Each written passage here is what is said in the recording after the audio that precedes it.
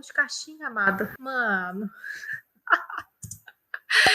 Ela me botou, eu preciso voltar pra tirar print disso. Não sei se vai dar muito certo isso aí. Odeio bolo. Como que alguém fala que eu odeio bolo? Eita, pera. Olá, meu povo! Estamos aqui de volta para mais uma análise científica de... Esqueci a Ana. Agora sim. Olá, meu povo! Estamos de volta para mais uma análise científica do MasterChef Brasil. E aí, esse episódio, assim, é um episódio que tem tudo a ver comigo, que é um episódio de quê? De bolo. Adoro, inclusive comeria, agora tô com fome. Só uma historinha rápida aqui antes de continuar esse vídeo.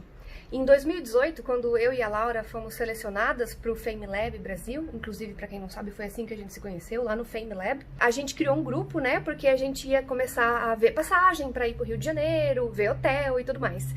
E aí tinha uma menina lá que ela falava assim, olha, esse hotel aqui parece ter uns bolos bonitos, uns bolos bem bom assim, né? Aí eu, não, mas esse hotel aqui tem piscina, a gente tem que pensar no conforto, tem um quarto maior, tem ar-condicionado, né? Afinal é o Rio de Janeiro. Aí a menina, não, mas olha esse bolo que tem nesse hotel, olha esse aqui tem cobertura. E aí eu escolhi o hotel pelo conforto, pela piscina, né? E ela escolheu pelos bolos. E aí, depois, né, a gente se conheceu, essa menina era a Laura, ou seja, bolo é a coisa dela. Ela usa analogia de bolo em tudo, ela adora bolo, ela come bolo, faz bolo, ou seja, um Masterchef de bolo é o Masterchef dela. Então, só quis contar essa história aqui rapidinho pra vocês saberem o quanto a bicha gosta de bolo. Agora vamos voltar pra edição aqui. Então vamos fazer uma pequena análise do que aconteceu lá. E aí eu vou usar essa análise de base para explicar algumas técnicas e tipos de massa de bolo, para você escolher a massa mais apropriada para fazer a sua receita, ao contrário do que alguns deles fizeram lá no programa, que escolheram uma massa que não dava bom porque eles queriam fazer. Mas eu queria começar com esse print incrível das pessoas descobrindo que a prova era bolo. Mano, a cara dessa mulher, gente, é impagável. E aí tinha uns bolos bonitos, começou a me dar uma água na boca. Aí, inclusive, eu me filmei assistindo... Nossa, que ótimo esse carro. Eu me filmei assistindo pra vocês terem o deleite das minhas expressões vendo esse programa. A Ana, com certeza, vai selecionar as melhores imagens pra colocar aí na tela pra vocês. Bom, gente, eles tinham, então, cada um bolo ali diferente na bancada deles. Mas eles não tinham que reproduzir o bolo. Eles tinham que reproduzir o sabor do bolo. Então, tinha bolo de laranja, de morango, de limão, de coco, nozes, banana e maçã. Aí aconteceu o quê? Aquilo que a gente já comenta aqui todo o programa, né? A pessoa não sabe fazer doce, assim, justo bolo, a última coisa que me passou pela cabeça. A outra me vira e fala assim, odeio doce. O que a gente diz pra essa pessoa, Ana? A gente diz que a gente não confia nela, né? Porque como é que pode não gostar de doce? Bom, aí então, volta aquela coisa, né, gente? Vai pro Masterchef, dá aprendidinha nos doces, faz um bem, sabe? Aprenda, inclusive, as proporções, assim. É importante você saber que se você tem uma assadeira desse tamanho, com uma quantidade de massa desse tamanho, a massa vai ficar pequena, vai ficar baixa, não vai crescer muito bem, porque ela vai espalhar tudo. Se você quer que seu bolo fique realmente alto, você tem que ter a assadeira certa também, porque não foi o que essa pessoa fez aqui. Ela botou uma massa, tipo, mano... Não consigo comentar. Vamos começar então pelo primeiro erro científico, que foi desse menino aqui, que a massa dele afundou no meio. Ele fez um pão de ló. Ele acabou criando um bolo piscina não intencional. Aí, bom, vamos começar explicando o que é um pão de ló, né? Pode ser que você que esteja me assistindo não saiba o que é um pão de ló. Inclusive, se você está me assistindo e você não me conhece, seja bem-vindo a este canal. Essa aqui é a Ana Pillow, representando a minha parceira Ana, que não está disponível para gravar... Que não está disponível para gravar fisicamente graças à pandemia desse micróbio do inferno. E aqui a gente fala só sobre ciência com evidências científicas. Inclusive, já aproveita, clica aqui nesse botão, se inscreve nesse canal, porque ó, vou te contar que depois desse episódio, se você não se inscrever, olha, tem nem o que dizer pra você, mas vamos lá. Muita gente fez pão de ló, na verdade, inclusive, porque era a massa que tinha uma menina lá que sabia de cor, e ela passou a receita pra meio mundo. Inclusive, todo mundo que fez a receita dela foi elogiado, e ela, dona da receita, acabou sendo eliminada. Mas, basicamente, o pão de ló, ele é ovo, farinha e açúcar. Só. Tem umas variações que a galera faz, uns botam suco de laranja. Porém, pão de ló clássico é farinha, ovo, açúcar. E aí ele é feito por um método de preparo de bolo chamado de método espumoso, em que você faz uma espuma com os ovos e aí só incorpora os outros ingredientes a essa espuma sem desfazer muito ar. Mas então, como eu disse, ele só tem esses 3 ingredientes, então não tem gordura, é só ovo, farinha e açúcar. E aí por não ter essa gordura, ele não consegue segurar muita umidade, é uma massa que é bem seca. Então é uma massa que você precisa umedecer quando você vai montar o seu bolo, você tem que regar, sabe? Você já deve ter visto alguém regando o bolo. Nos anos 90 era super comum as mães fazerem bolo de aniversário e regar com guaraná. Aí a quantidade de farinha, né, que entra em relação aos ovos é uma quantidade pequena, então não é suficiente para formar uma rede de glúten bem estável. Então esse bolo, ele não é um bolo firme, ele é um bolo seco, porque não tem gordura, e ele é um bolo mole e muito fofo, porque não tem glúten suficiente para formar uma rede grossa e estruturada. E aí tudo isso que eu tô explicando sobre a função de cada ingrediente, eu já falei em muitos detalhes num vídeo aqui no canal sobre bolos exclusivamente para você fazer o bolo perfeito, onde eu explico a função de todos os ingredientes para que você nunca mais erre a receita do seu bolo. Então, depois que eu terminar esse vídeo aqui, vai lá ver o vídeo do bolo. Bom, então aí toda a estrutura desse bolo, ela vem da coagulação das proteínas do ovo. Então, as proteínas do ovo, quando são aquecidas, elas se juntam, formam uma redezinha assim também, e isso é que dá a sustentação pro pão de ló. E, inclusive, são os ovos que vão fazer o papel de fermento nesse bolo. É a incorporação de ar pelos ovos que vai fazer essa massa crescer quando ela estiver no forno, não vai fermento. E aí, o que aconteceu nesse bolo desse menino?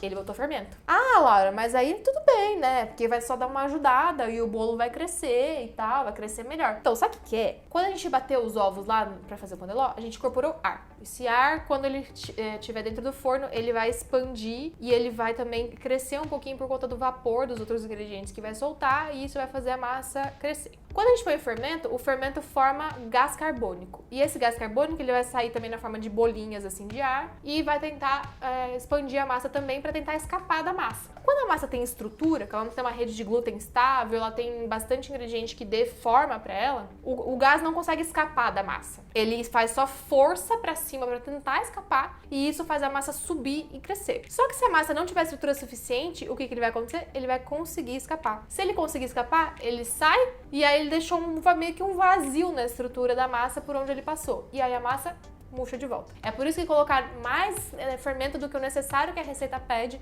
não faz o bolo crescer mais, faz ele murchar.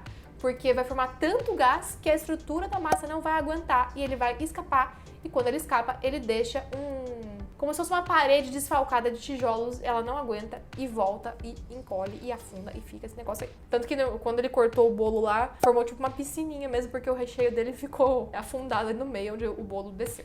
Ah, inclusive se você achar alguma receita que diga que é pão de ló e peça algum líquido e aí fermento, aí tudo bem, porque aí o líquido dá mais estabilidade, dá mais estrutura para essa massa aguentar o fermento. Mas não é o pão de ló clássico, o pão de ló clássico são só esses 3. Eu fui inclusive pesquisar da onde surgiu esse nome, né? Porque é bolo e chama pão e é de ló. Aí você não sabe se ló é uma pessoa ou se ló é um ingrediente, então tipo, você fica meio pão de ló de quem? Não é mesmo? E aí parece que a origem mais provável desse nome, que inclusive é a origem que consta no dicionário, num dos dicionários que a gente tem da língua portuguesa, é que a pessoa que inventou essa massa era um alemão que chamava ló. E aí chama pão porque, na verdade, essa massa foi adotada na Itália e lá tinha um nome italiano pra isso daí, que era pan, eu acho. Tô rasgando meu italiano inexistente nesse momento. E aí virou pão de ló. Então o ló era uma pessoa, no caso. O pão de ló é uma massa muito coringa, né? Tipo, são só 3 ingredientes, você faz muito rápido, mas ele não serve pra tudo, porque ele não tem uma estrutura, né? Não tem glúten suficiente ali, não tem muita coisa que dá estabilidade pra essa massa. Então ela não aguenta recheio pesado, tipo o ganache, que é um recheio super pesado. Essa massa não aguenta. Se você quiser cobrir o bolo com pasta americana, que é um troço pesado por bosta, essa massa não aguenta. Então ela é uma massa de bolo leve. Por exemplo, no aniversário do Bruno, meu marido, eu fiz um bolo Floresta Negra. Floresta Negra é basicamente chantilly e cereja em calda. Então eu recheio muito leve. E aí a massa era um pão de ló de chocolate. E aí ficou sucesso. Ana, bota uma foto do bolo, porque foi uma obra-prima que eu fiz. Eles precisam ver esse bolo. Ah, e uma coisa muito importante também pra essa massa, que eu dou a dica pra vocês. Como ela não cresce muito, né? Tipo, ela vai crescer só com o ar dos ovos. É o que eu falei, não adianta você botar no fundo da assadeira e esperar que ela cresça 5 dedos ali de tamanho. E sempre divida a massa em 2 assadeiras, se for possível, porque aí você garante que ela vai ficar na espessura certa, pra você não precisar cortar. Porque a hora que você cortar, ela vai esfarelar, porque ela é realmente muito seca. Então, divide essa massinha em 2 assadeiras, que já sai pronto pra você só montar o bolinho e tá, sucesso. Bom, aí tem uma variação do pão de ló que chama genoise. Acho que é assim que fala. Que também é um nome italiano, porque essa massa teria surgido na região de Gênova e aí recebeu esse nome de genoise.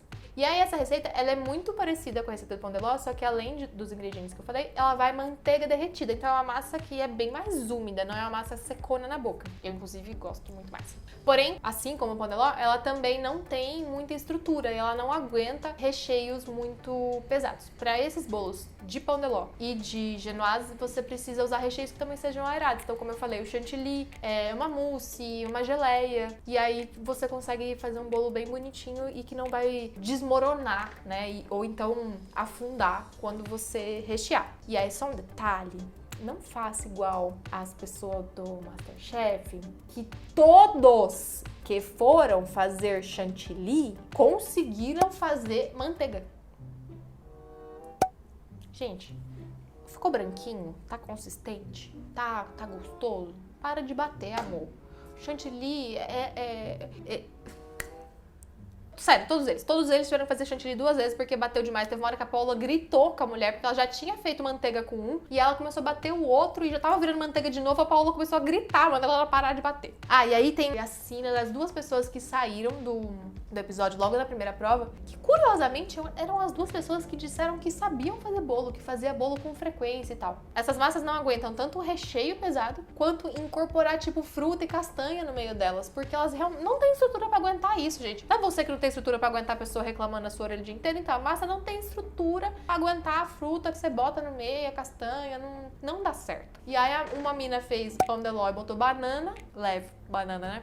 Muito leve. E a outra fez maçã caramelada, leve também, levíssimo. Então, obviamente que não deu certo. Bolo pra você colocar recheio pesado, cobertura pesada e fruta na massa, precisa ser uma massa densa e estruturada. Aí a gente entra nas 2 últimas massas. Essas massas que eu tô falando, o pão de ló, a genoise e as 2 próximas que eu vou falar, são as 4 massas básicas de bolo da confeitaria. Se você souber fazer pelo menos umas 2 dessas, você sai super bem. Que é a próxima, que é também muito famosa, é o bolo chiffon, que é um bolo bem famoso, uma massa de bolo bem famosa, que é tipicamente estadunidense. Sim, estadunidense, porque a gente aqui é tudo americano nesse continente, tá bom? E essa massa ela tem uma vantagem importante sobre o pão de ló e a genoise, é que ela não fica dura na geladeira.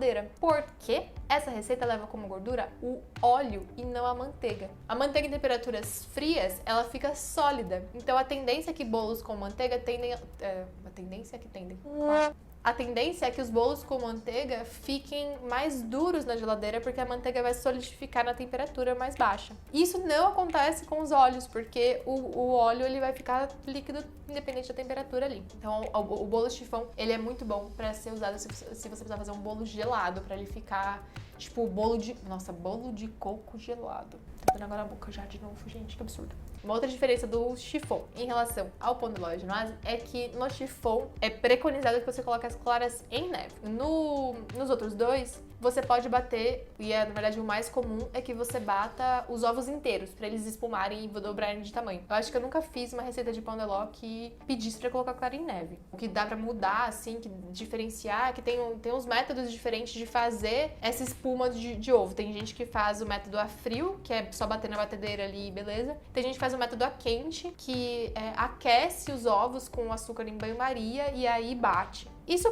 pode aumentar o volume dos ovos, porque as claras ali mais quentes, elas vão incorporar mais ar. Mas também não é essencial. O essencial é que você faça a massa com o ovo em temperatura ambiente para garantir que ele vai conseguir dobrar de tamanho legal. Mas aí já no chiffon, como ele é uma massa um pouquinho mais pesada, você precisa colocar a clara em neve para dar um pouquinho mais de estrutura e aerar a massa para ela ficar mais fofinho. Ai, eu teve uma pessoa que comentou que falou que era um aspecto de fofabilidade. Eu achei uma palavra incrível. Eu esqueci o nome dessa pessoa, mas pessoa, maravilhoso você. Obrigada por ter instituído essa palavra na minha vida. Incorporar as claras de neve aumenta a fofabilidade do bolo. Olha que maravilhoso. Bom, e aí o chiffon, ele tem uma estrutura um pouco mais densa ali do que o pão de ló e a genoise, então ele já aguenta uma ganache de recheio, já aguenta uma coberturinha mais pesadinha, ele dá uma sustentação legal. Mas, se você quiser fazer um bolo daqueles que nem parece bolo, estruturadão, tipo o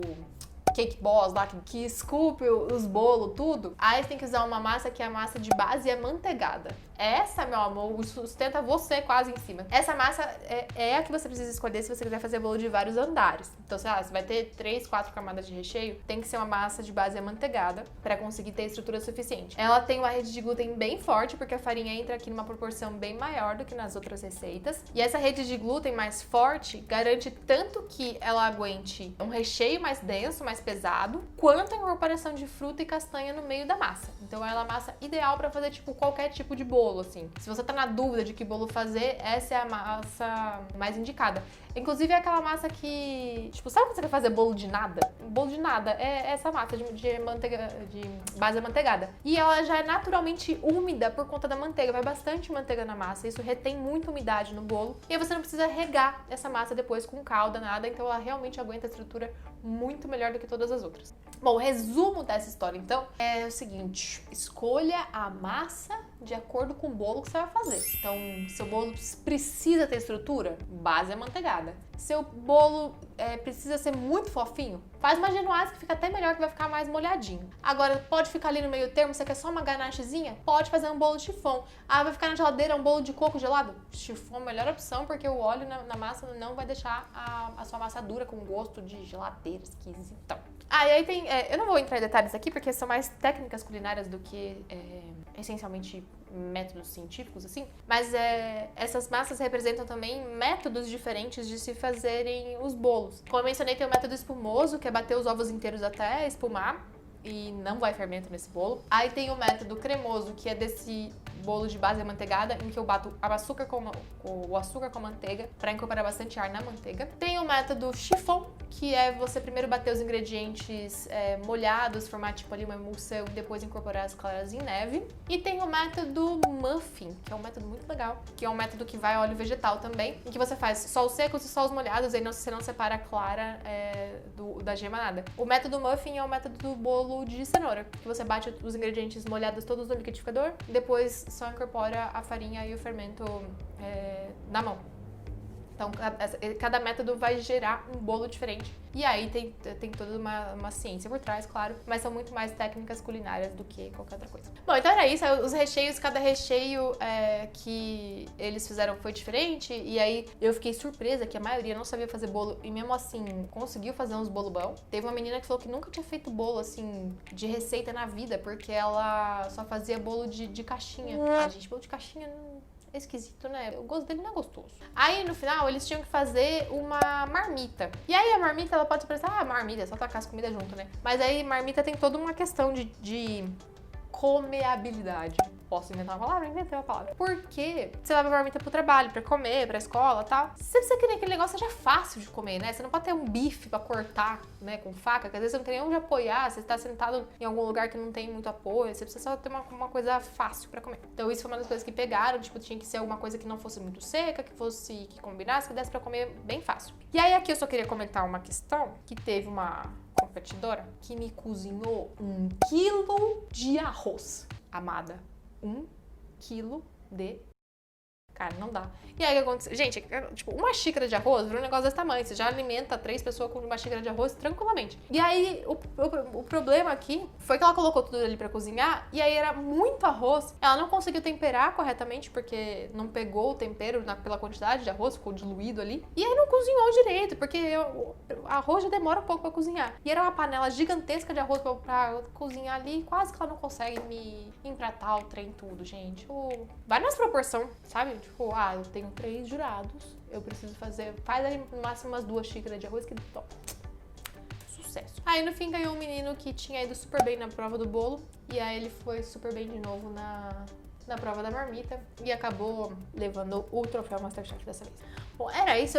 Eu queria só muito comentar esse episódio porque bolo, né? Bolo é um negócio legal. E aí eu descobri que a Paola é o meu espírito animal também de bolo. Porque ela tava muito feliz que tinha bolo chegando pra ela ali. E era uma pessoa que gosta muito de bolo. Eu me senti representada. Bolo! Então, ai, Paola, me nota. Vem conversar de comida comigo. Trocar umas ideias científicas culinárias. Bom, mas é isso por hoje. Espero que vocês tenham gostado mais dessa análise. O próximo episódio não sei o que esperar, porque é, de novo, os artistas pedindo pra eles cozinharem. Mas já vi que teve alguém que ia pedir sobremesa. Ou seja, voltamos à velha clássica discussão de aprenda a fazer uma sobremesa com Masterchef. Vamos ver o que vai ser. É isso por hoje. Espero que você tenha gostado de mais esse vídeo. Se você chegou aqui pela primeira vez, aproveita e se inscreve aqui no canal. Fica com a gente, vem pro time da ciência, pra ter certeza de que você vai estar sempre bem informado com embasamento científico. E aí você pode também, pra ficar ainda melhor, se tornar um membro desse canal, clicando no botão que tem aqui do ladinho do botão de se inscrever, pra ter um contato mais próximo com a gente e ter acesso a conteúdos exclusivos e ter acesso antecipado a todos os vídeos que a gente publica. Nem sempre é todos, porque às vezes a gente dá uma atrasadinha no cronograma, mas quase todos, tá bom? E siga também a gente nas outras redes sociais, onde a gente posta conteúdos diferentes de vídeos para que vocês consigam sempre estar muito bem embasados com todos os seus argumentos. É isso por hoje, um beijo e até a próxima. Tchau!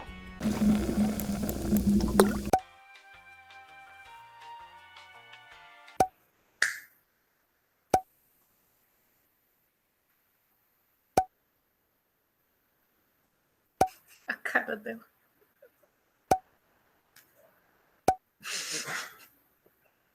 Ah, mas você vai pro Masterchef e não gosta inteligente. Nem tanto. Como que a pessoa odeia doce, né? Não consigo entender. O cara pegou 3 kg de açúcar pra fazer um bolo, gente. Ela botou um tantinho assim de massa numa assadeira desse tamanho, o bolo vai ficar o quê? Eita, que ele me botou fermento no pão de ló. Amada, você não sabe fazer nadinha de doce. Não é possível.